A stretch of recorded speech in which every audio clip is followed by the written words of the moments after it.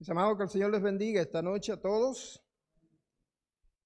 Como decía el pastor hace un momento, mientras orábamos, este es el último domingo del mes de diciembre de este año, por ende también es el último domingo del año 2020. Y tenemos que darle gracias a Dios porque nos permite estar, primero, viviendo en este día y luego siendo lo que somos en Él este día. Porque hay gente que está viviendo este domingo, pero sigue sin Dios y sin esperanza en el mundo. Mas nosotros en Cristo estamos seguros, completos, y debemos también estar gozosos en Él, ¿verdad? Así que sí debemos dar acción de gracias a Dios por lo que Él ha hecho con nosotros. Bueno, mis amados, vamos a ir a la Biblia, la palabra de Dios. Estamos estudiando el libro o el Evangelio de Juan y estamos en el capítulo 1.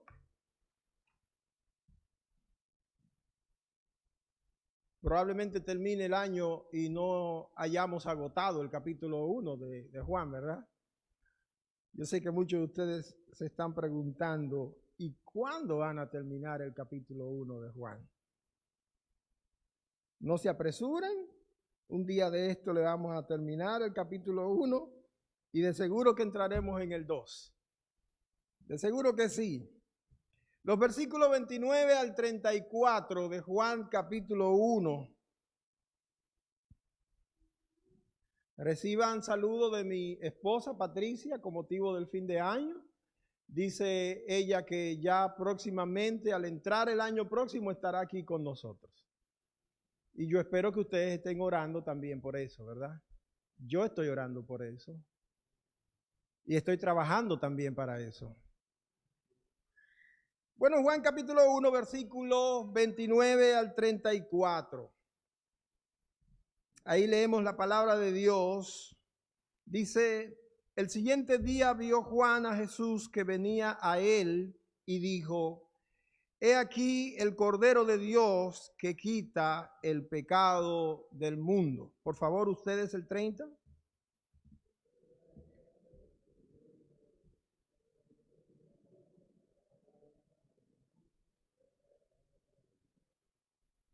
Y yo no le conocía, mas para que se cumpliese o para que fuese manifestado a Israel, por este vine yo bautizando con agua.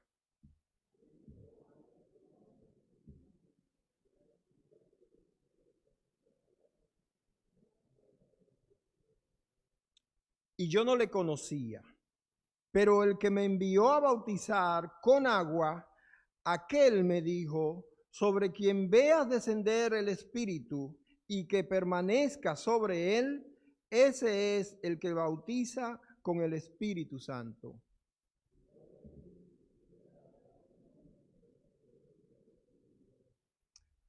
Juan el Bautista dice en este último versículo, dando su testimonio, dice, y yo le vi y he dado testimonio de que este es el Hijo de Dios.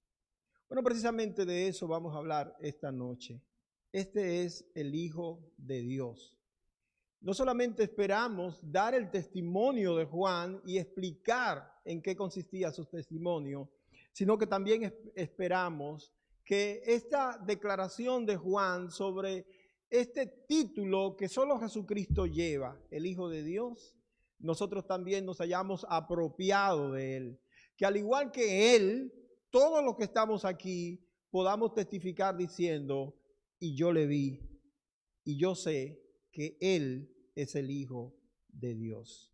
Vayamos en oración delante del Señor en gratitud. Padre, gracias. Muchas gracias. Gracias por todo lo que tú has hecho con nosotros. Gracias por tu palabra y gracias por la obra del Espíritu Santo en nuestro interior. Ahora, Padre, vamos a escuchar tu palabra siendo predicada por este instrumento que tú has escogido para que la predique esta noche. Usa a tu siervo como instrumento, como canal que pueda edificar las vidas de aquellos que escuchan. Y bendice también, oh Señor, a todos los oyentes, de modo que tu palabra pueda, como fuente inagotable, a dar vida en abundancia, como solo tu palabra, en la iluminación de tu Espíritu, sabe dar a los oyentes. Gracias, Padre bueno. Gracias, Señor de los cielos. En el nombre de Jesús estamos aquí a tu disposición. Amén. Amén. Bueno, el domingo pasado nosotros estuvimos escuchando, haciendo un paréntesis entre las exposiciones y estudios sobre el Evangelio de Juan. Escuchamos al pastor, a Noel, hablándonos acerca de esta ordenanza de la cena del Señor.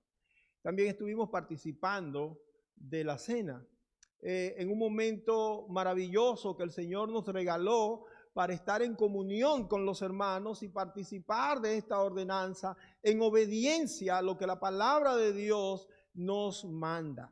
Y qué bueno que pudimos participar de ella y aprender al mismo tiempo con la exposición de la palabra sobre lo que significa ese acto que nosotros muchas veces participamos en desconocimiento de lo que significa. Y recuerden que la misma palabra de Dios dice que no debemos hacerlo nosotros ignorando el significado de esto, ni en desconocimiento de lo que esto significa, que debemos nosotros examinarnos a nosotros antes de participar y que habiendo participado lo hagamos con la dignidad que merece que nosotros participemos en este acto. Hicimos ese paréntesis, pero la semana anterior estuvimos aquí y hablamos acerca de lo que dice y enseña el versículo 29 de esta porción que hemos leído esta noche del capítulo 1, donde Juan el Bautista nos daba su testimonio acerca de ese Jesús de quien habla el Evangelio de Juan y lo presentaba como el Cordero de Dios que quita el pecado del mundo. No sé si algunos de ustedes recuerdan. Y hago mención de esto porque precisamente debemos dar continuidad a ese testimonio que hace 2 semanas nosotros comenzamos a ver en cuanto a lo que Juan testificaba acerca de Jesús. Él lo presentó como ese Cordero de Dios y nos invitaba a nosotros contemplar a Jesús como el Cordero de Dios que quita el pecado del mundo. Y lo que vamos a hacer hoy es continuar con lo que expresa en ese segundo día de su testimonio. Hoy, llegando al clímax de su declaración, cuando presenta a Jesús no como el Cordero, ahora lo presenta como el Hijo de Dios. No hay un título mayor que este que pueda darle o pueda dársele a Jesús en la Biblia, en este y en ningún otro de los evangelios. Por eso, al escuchar la mención de este título, debemos estar nosotros pendientes y debemos estar listos para ver de qué se trata, por qué le llamó el Hijo de Dios. De hecho, queremos nosotros, con la ayuda del Señor, encaminarnos no solamente en esta porción de la Escritura, sino a ver algunos detalles en todo este Evangelio de Juan que va a hacernos entender la magnitud o la categoría de este título que aparece aquí en el versículo 34. Como ya dije, el versículo 29 nos presentó de manera profética cómo la provisión de Dios para sanar el problema del pecado de esta humanidad, cómo Jesús es esa provisión, ese Cordero que quita el pecado del mundo. Y de esto hablamos durante toda una exposición a la semana antes pasada. Ahora, el versículo 30, siguiendo con esta manera sistemática en que Juan nos va presentando su testimonio, cómo ese proceso nos va llevando de una cosa a la otra. Entonces en este versículo 30, él va a hablarnos de la aparición futura de Jesucristo, de su trascendencia y de su grandeza divina, una grandeza que supera a cualquier ser humano. Ahí Juan dice de Jesús, el cual es antes de mí, porque era primero que yo. Y está hablando acerca de la superioridad, de la grandeza, de la trascendencia de Jesucristo, por encima no solamente de él, de Juan el Bautista, sino de cualquier ser humano. No hay un ser humano que pueda pararse a la par de Jesucristo para medirse con él. Jesús es superior a todos. Y si usted quiere saber algo más de eso, comiéncese un estudio de la carta de Hebreos, de la carta a los Hebreos, para que usted vea cómo el Espíritu Santo detalla uno por uno, poniendo todos los elementos que eran parte del culto de los judíos, cómo Jesús es presentado como superior y más grande y más importante que todos. Luego en el versículo 31, en su testimonio nos muestra su propia obediencia, es decir, la propia obediencia del bautista o el bautizador. Él se va a bautizar como un acto de avanzada a la manifestación del Mesías. Y él mismo aclara en el versículo 31, aunque no le conocía. Pero él obedeció, fue a bautizar, porque fue llamado a bautizar. En el versículo 6 del capítulo 1, la palabra de Dios dice que este Juan fue llamado por Dios para dar testimonio. Y la manera o la forma, la estrategia que él utilizó para cumplir con ese dar su testimonio fue ponerse a bautizar en el Jordán. Y a los que venían a él, entonces le daba el testimonio acerca de Jesucristo. Versículos 32 y 33 cuentan la manera en que lo identificó a través de la revelación de una señal especial que era el cumplimiento de una palabra que Dios le había dado cuando le comisionó. Dicen los versículos 32 y 33, también dio Juan testimonio diciendo, vi al Espíritu que descendía del cielo como paloma y permaneció sobre él. Y yo no le conocía, pero el que me envió a bautizar con agua, aquel me dijo, sobre quien veas descender el Espíritu y que permanezca sobre él, ese es el que bautiza con el Espíritu Santo. Versículo 32 y 33. Allí Juan obedeció, haciendo lo que debía hacer. Le comisionaron para dar testimonio, para ir a bautizar con agua y lo hizo. Pero me encanta que él dice, aunque yo no le conocía. Realmente también en estos versículos Juan nos habla de una revelación a través de una señal que Dios le había dado a él de manera particular y de manera muy especial. Dios le había dicho que sobre quien veía descender en forma de paloma el Espíritu Santo y que permaneciera sobre él, ese era el Cristo. Hasta ahí, mis amados, Juan está contándonos a proceso, de manera sistemática, cómo fue su encuentro y cómo se le reveló la persona de Jesucristo delante de él. Aquí encontramos entonces en el versículo 34 una verdad que es reiterada, pero que debe ser recordada en esta porción de la Escritura.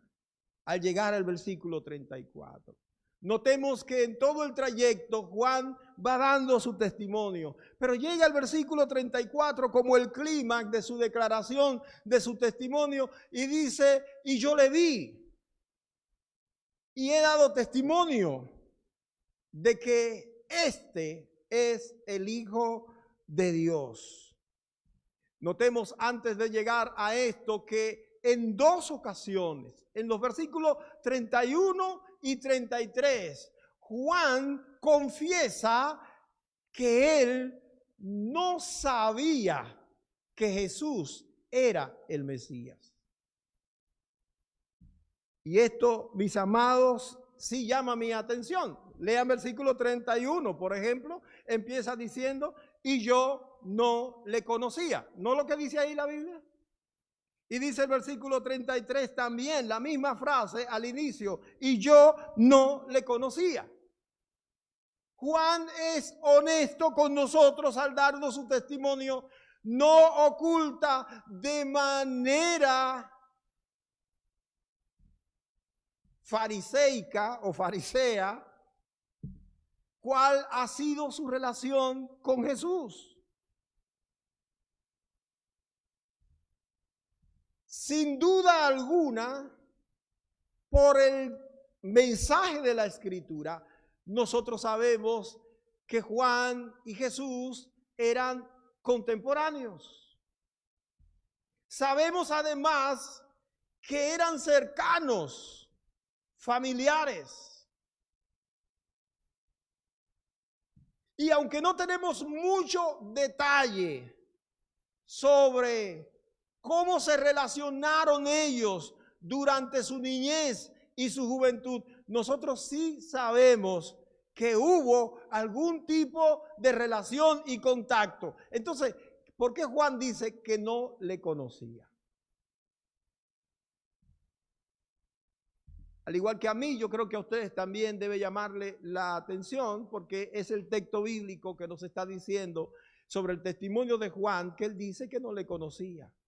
Y cuando Juan dice que no le conocía, no está hablando de un conocer como yo le puedo conocer a usted, que usted me presentó su nombre, que yo le di el mío, que intercambiamos direcciones o número telefónico o correo electrónico, como se hace hoy día.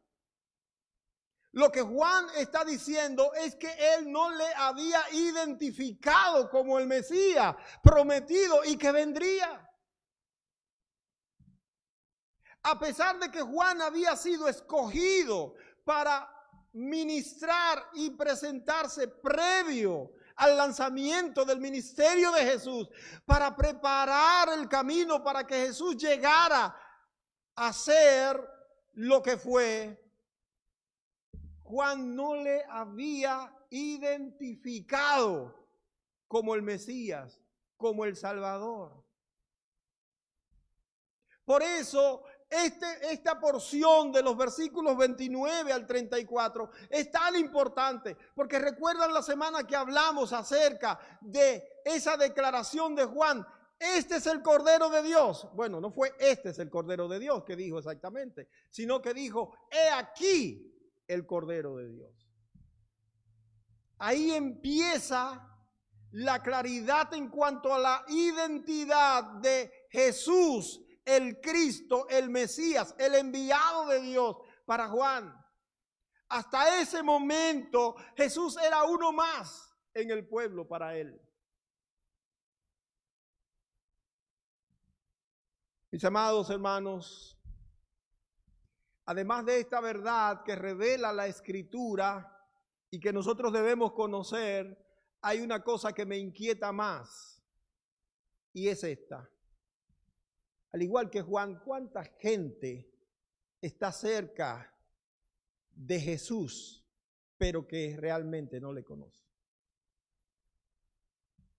¿Cuánta gente puede estar incluso involucrada en el quehacer de Dios, pero que no conoce a Jesús? Jesús todavía no ha sido revelado ante ellos en su corazón. ¿Cuánta gente está viviendo en desconocimiento de la verdad acerca de Jesús, el Cristo, el Salvador y Redentor de las vidas? hubo que pasar dos cosas para que Juan pudiera identificar y conocer bien a Jesús en cuanto a lo que significaba en este contexto. La primera cosa, y lo dice el texto, Jesús tuvo que venir a Juan. Noten lo que dice el versículo 29. Dice el versículo 29, si ustedes lo leen conmigo y ponen atención a lo que dice, dice el siguiente día, ¿qué dice la palabra de Dios ahí? Vio Juan, ¿a quién vio? ¿Y qué hacía Jesús? Que venía hacia él. Para que nosotros podamos abrir los ojos de nuestro entendimiento y ser despertados espiritualmente y conocer verdaderamente a Dios, Jesús tiene que actuar a favor de nosotros. Jesús vino a Juan. Jesús llegó hasta donde estaba Juan. Hasta ese momento Juan estaba desempeñando bien su ministerio. Él estaba obedeciendo a lo que se le había encomendado. Él estaba haciendo lo que debía hacer, pero todavía no conocía a Jesús. Hasta que Jesús no vino hacia él. La segunda cosa que tuvo que suceder lo encontramos en el versículo 32. Versículo 32 del capítulo 1 dice la palabra, también dio Juan testimonio diciendo, vi al Espíritu que descendía del cielo como paloma y permanecía sobre él. La segunda cosa que sucedió con Juan fue una acción del Espíritu Santo en él. Igual que nosotros necesitamos que el Espíritu Santo obre en nosotros. Esa parte que se llama regeneración no lo puede hacer otra cosa, otra persona más que el Espíritu Santo. Hasta que el Espíritu Santo no tenga una acción directa en nuestra vida, no podemos saber acerca del Señor Jesucristo. Necesitamos que Jesús venga a nuestra vida, la verdad de Jesús venga a nuestra vida y que esa verdad entonces provoque una acción del Espíritu Santo en nuestro interior. Entonces así despertaremos a la realidad del Hijo de Dios. Lo mismo pasa con nosotros en estos días. Podremos estar rodeados con gente que ha conocido a Jesús y se relaciona con Jesús. Hasta podemos visitar y compartir con la iglesia. Podemos dar diezmos y ofrendas de todo lo que conseguimos. Podemos hacer algunas cosas como lo hacen los cristianos. Pero hasta que Dios no nos alumbra los ojos espirituales con la luz de Jesucristo en su glorioso evangelio y nos hace renacer por el poder del Espíritu Santo, hasta que eso no sucede, entonces no vamos a reconocer a Jesús como el Hijo de Dios. Lo lamentable, mis amados, es que hay tanta gente que cree que es suficiente hacer lo que hace como Juan lo hacía y no han conocido a Jesús, el Hijo de Dios. Una pregunta que yo quiero hacer esta noche y de manera muy particular a usted que me está escuchando y que está pendiente de lo que yo estoy diciendo, ¿ya conoce usted a Jesús como el Hijo de Dios? Yo no estoy predicando si usted tiene tiempo visitando esta iglesia, si usted es miembro de esta iglesia. Yo no estoy predicando, preguntando si usted tiene alguna función dentro del cronograma de la iglesia. Yo no estoy preguntando si usted tiene algún talento. Yo no estoy preguntando si usted tiene relación con creyentes desde hace mucho tiempo, si su familia es de creyente por generaciones. Lo que yo estoy preguntando es si usted ya conoce a Jesús como el Hijo de Dios. Guarde ahí la respuesta para analizar entre usted y su conciencia y su corazón y déle respuesta a ella. Es una realidad que nosotros debemos respondernos. Quiero compartir algunos versículos que hablan de esta verdad.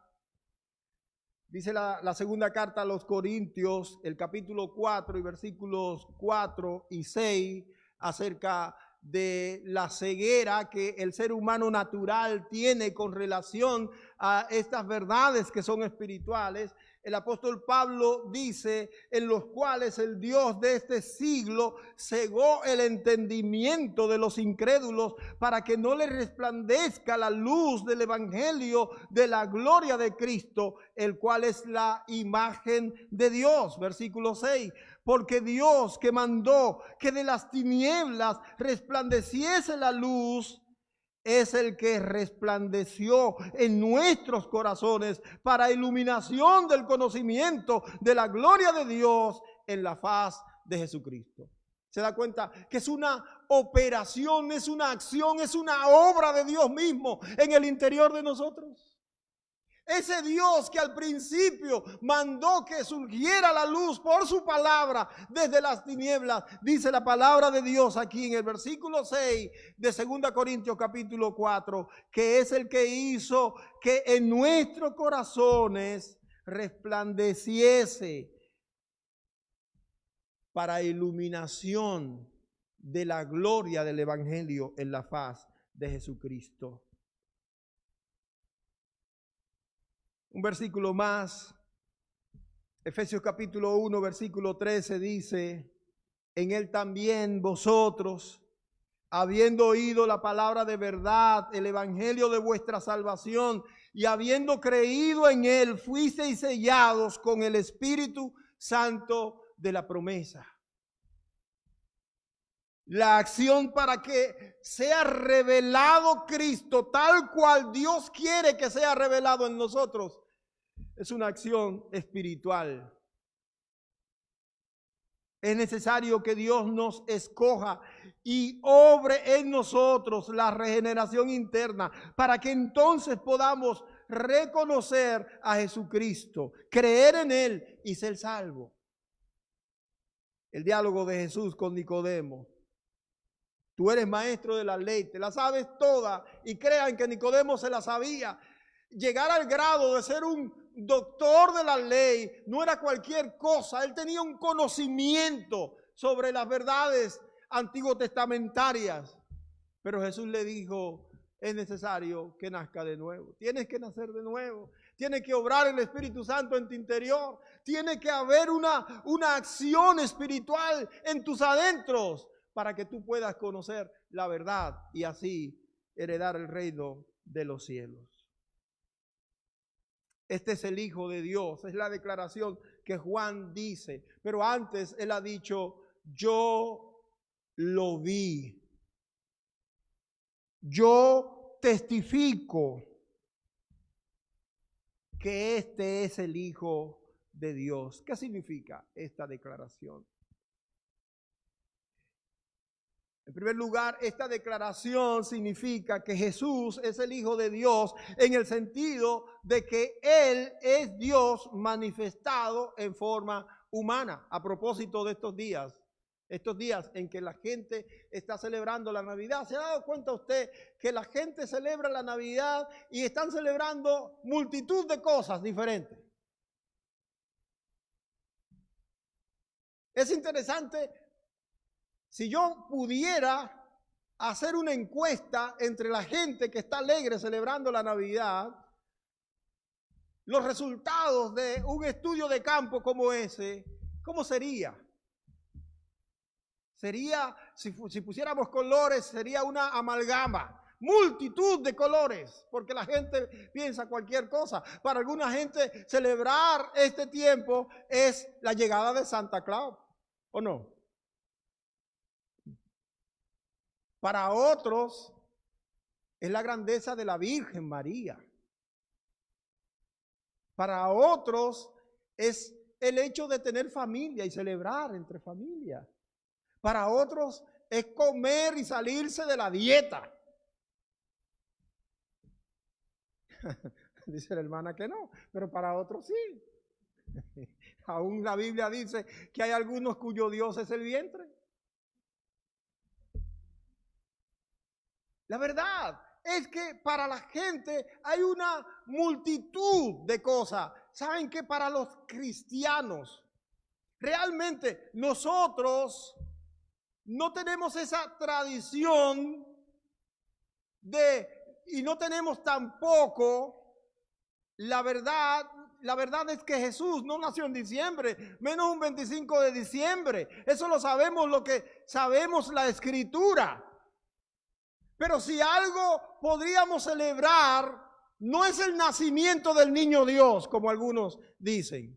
Lo que podríamos celebrar es la encarnación de Dios, que se hizo hombre para venir a perdonarme a mí de mis pecados. Eso debería significar para mí la Navidad, que Dios decidió humanarse, hacerse humano, para venir a perdonarme de mis pecados que me tenían atado y condenado.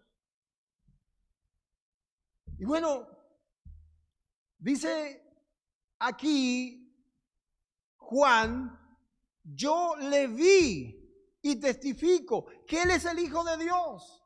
Y en primer lugar, ser Hijo de Dios, que Jesús sea el Hijo de Dios, es el sentido de que Él es Dios manifestado en forma humana.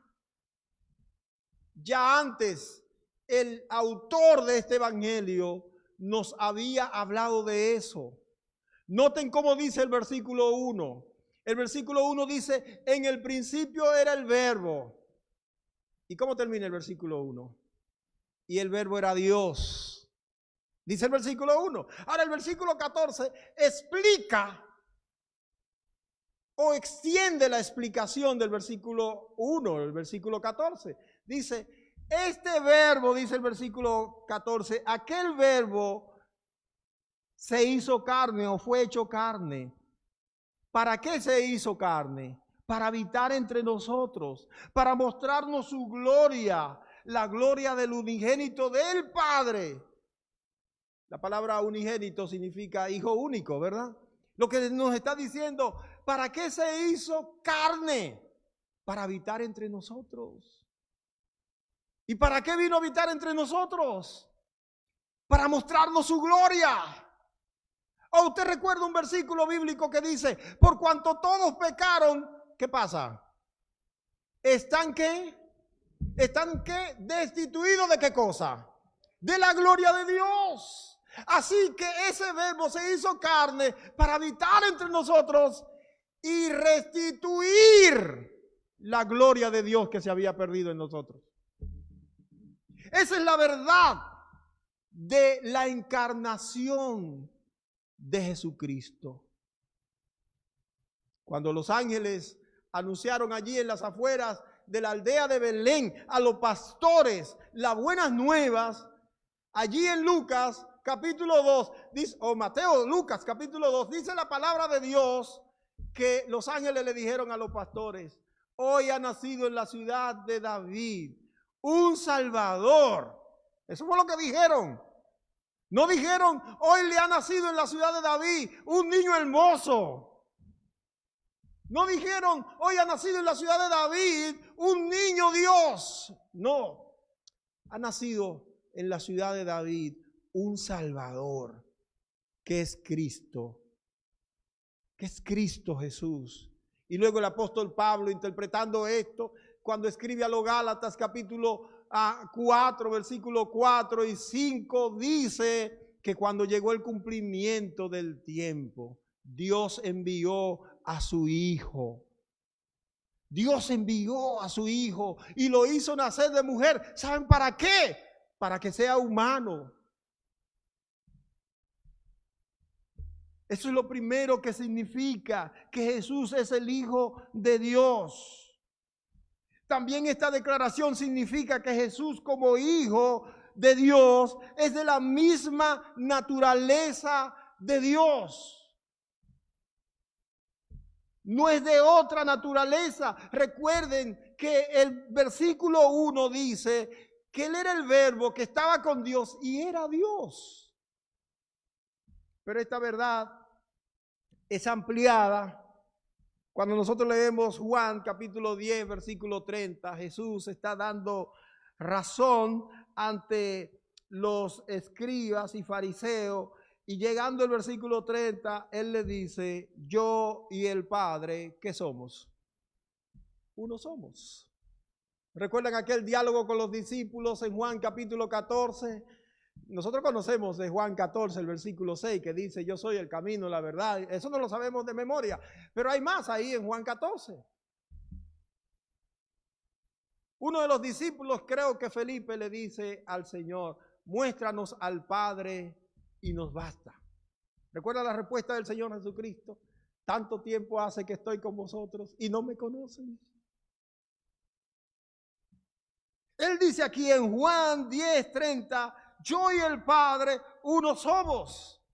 Y en palabras del apóstol Pablo, cuando escribió a los colosenses, en el capítulo 1, versículo 15, dice el apóstol: Él es la imagen del Dios invisible.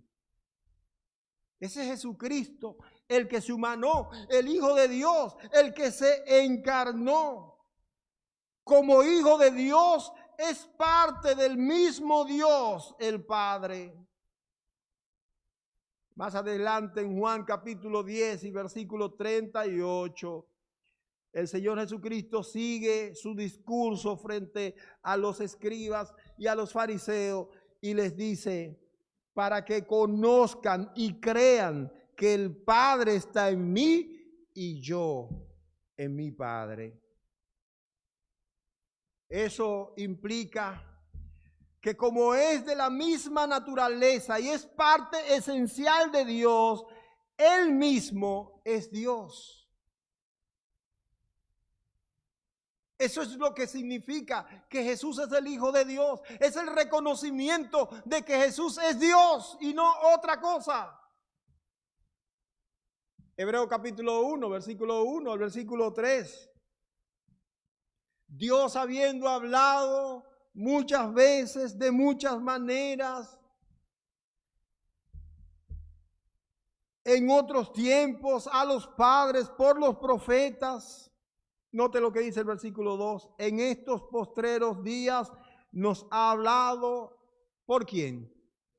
Por el Hijo, a quien constituyó heredero de todo y por quien asimismo hizo el universo. Miren lo rico cómo empieza el versículo 3. Dice: el cual, siendo el resplandor de su gloria y la imagen misma de su sustancia. Eso es el Hijo en relación al Padre. Es el resplandor de su gloria.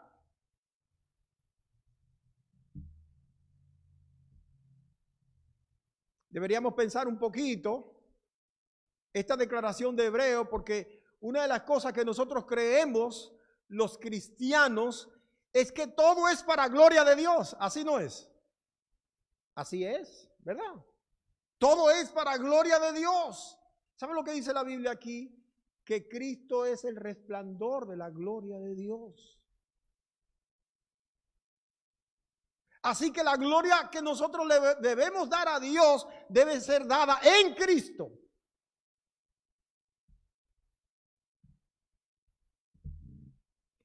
Este título, a partir de aquí, de esta declaración de Juan, viene a ser la declaración favorita de este evangelio.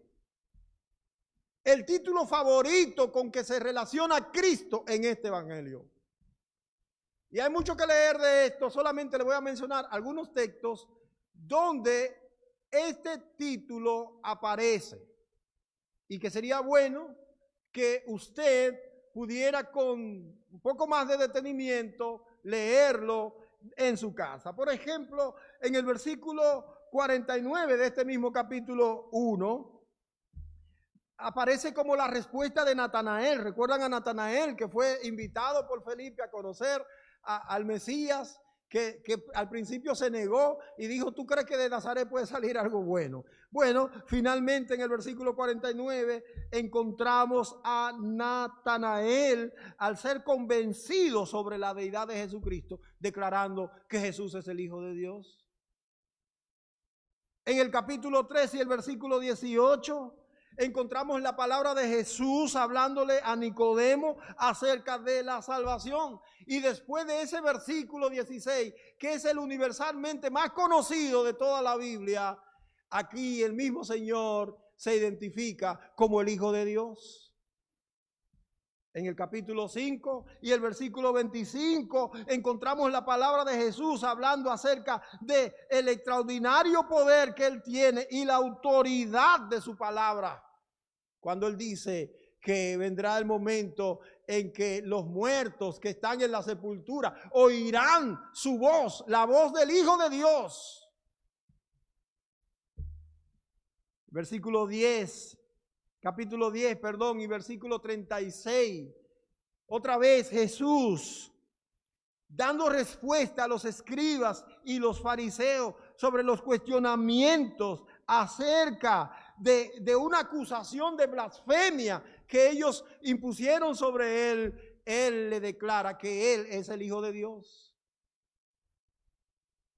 Cuando escuchó en el capítulo 11 acerca de la enfermedad de su amigo Lázaro, en el versículo 4, Jesús dijo que la enfermedad de Lázaro no era para muerte, sino para que el Hijo de Dios fuera glorificado.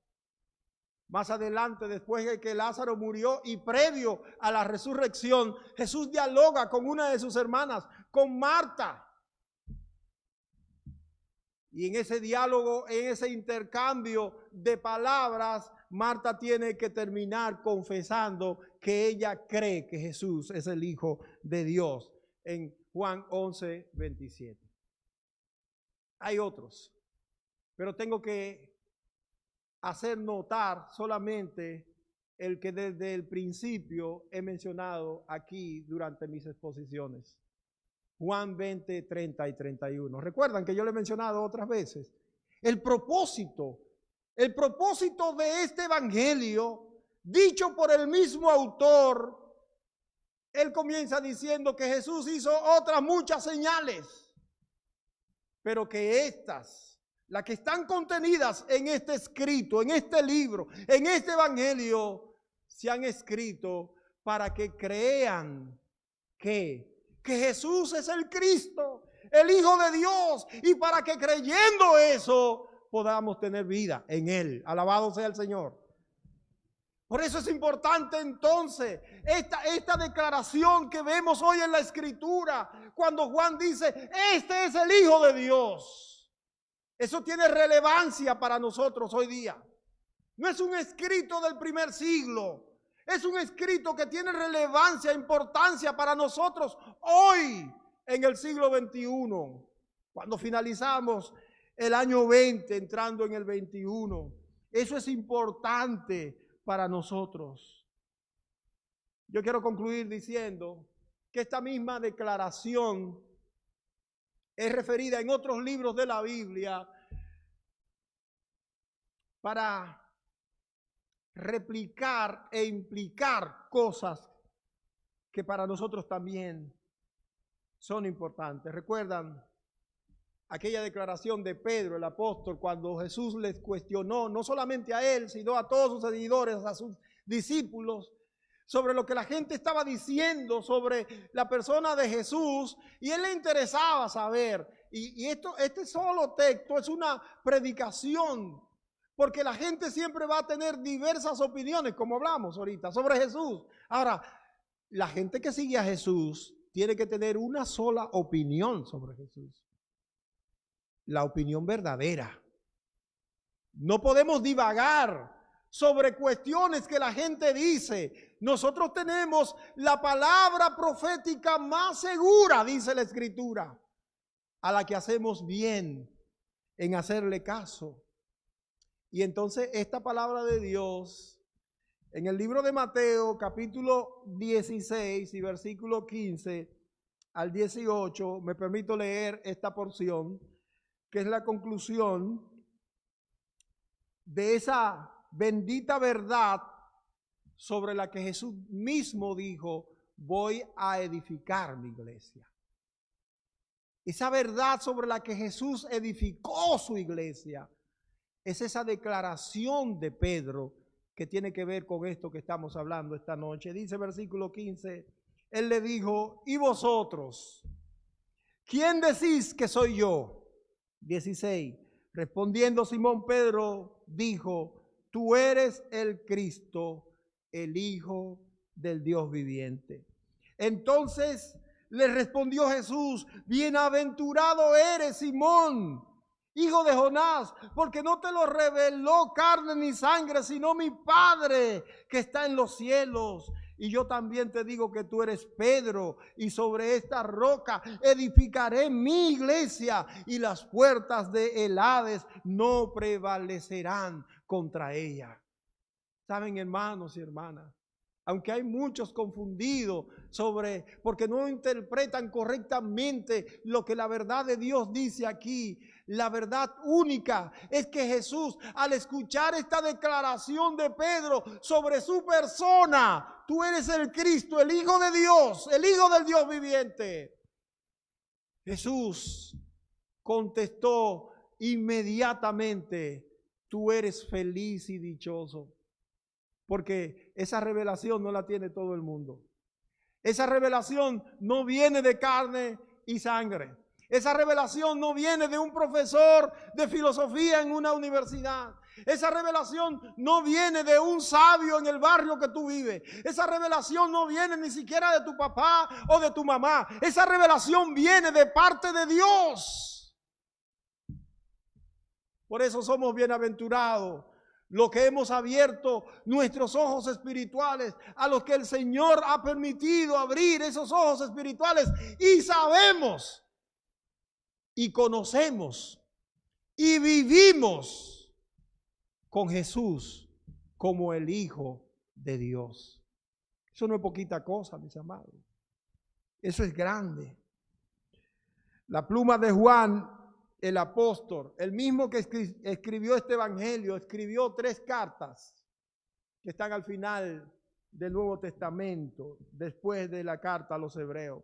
Pero en su primera carta, Juan, el apóstol, escribió en el capítulo 4, versículo 15, y también el capítulo 5, versículo 14 y 15, capítulo 4 y 5, Juan escribió sobre esta verdad: todo aquel que confiese que Jesús es el Hijo de Dios, Dios permanece en él y él en Dios.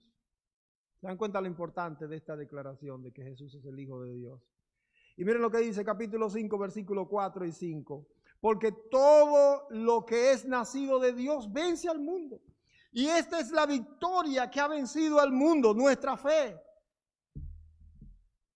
Y una pregunta: ¿quién es el que vence al mundo? Sino el que cree que Jesús es el Hijo de Dios. ¡Wow! Eso es algo para entenderlo. Y una vez entendido, caer de rodillas, glorificando a Dios, pero también agradeciendo. ¿Se acuerdan aquella oración en Juan capítulo 17? Un día de esto vamos a llegar ahí, donde Jesús eleva la vista al cielo y le dice: Señor, Padre mío, gracias te doy. Bueno, ese Juan 17 no, ese es Juan capítulo 11. Porque has escondido estas cosas de los sabios y se las has revelado. ¿A quién? A los pobres, a nosotros. Gloria a Dios por revelarnos eso. Gloria a Dios. Hermanos, yo quiero concluir diciendo esto solamente. Nuestra esperanza de vida eterna está relacionada a esta declaración que fue dada en el testimonio de Juan en el versículo 34 del capítulo 1. ¿Saben? Cuando usted lee en la Biblia acerca de la vida eterna, siempre está relacionada a creer, a ese creer que Jesús es el Hijo de Dios. Empezando con el versículo 16 de Juan, capítulo 3, el más conocido. De tal manera amó Dios al mundo, que ha dado ¿a quién? A su Hijo unigénito. ¿Para qué lo dio? Para que todo aquel que en Él cree no se pierda. ¿Qué va a tener el que cree eso? Vida eterna. Vida eterna. Y ya en primera de Juan capítulo 5 versículos 9 y 10 dice la Biblia: si recibimos el testimonio de los hombres, mayor es el testimonio de Dios, porque este es el testimonio con que Dios ha testificado acerca de su Hijo. El que cree en el Hijo de Dios tiene el testimonio en sí mismo. El que no cree a Dios le ha hecho mentiroso, porque no ha creído en el testimonio de que le ha dado acerca de su Hijo. Versículo 12: el que tiene al Hijo tiene la vida, y el que no tiene al Hijo de Dios no tiene la vida. Eso dice la Escritura. Capítulo 20, versículo 30 y 31. Hizo también Jesús otras muchas señales, pero estas se han escrito para que crean que Jesús es el Cristo, y para el Hijo de Dios, y para que creyendo tengáis vida. ¿Es relevante o no para nosotros esto? Claro que sí. Como todo lo que enseña la palabra de Dios. A veces los predicadores decimos, hay algo relevante o no, pero todo lo que enseña la palabra de Dios es relevante. Tiene que ver con nosotros. Tiene que ser interesante, tiene que interesarnos, tiene que motivarnos, tiene que llamarnos la atención, tiene que movernos a investigar y a saber más acerca de Dios y su palabra. Mis amados, qué bueno es Dios. Podemos terminar este año diciendo que Dios ha sido bueno. A pesar de que el mundo es pesimista con muchas cosas, y a pesar de que el mundo ha visto este año como un año trágico, nosotros los que creemos en Dios y estamos todavía firmes en Dios, debemos decir: Señor, qué bueno ha sido para con nosotros. El Señor es bueno. Si tú lo crees, inclina tu rostro. Cierra tus ojos y comienza a hablar con el Señor acerca de su bondad. Y deja que en su Espíritu Santo el Señor te sobrecoja y ministre a tu vida con la palabra que has escuchado. El Señor es maravilloso, es bueno. No tenemos cómo pagarle al Señor todo lo que Él ha hecho con nosotros. Bendice al Señor esta noche.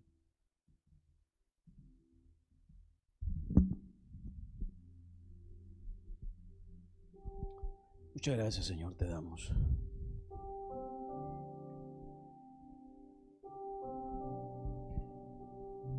Gracias, Cristo Jesús, por ese Cordero que quitó los pecados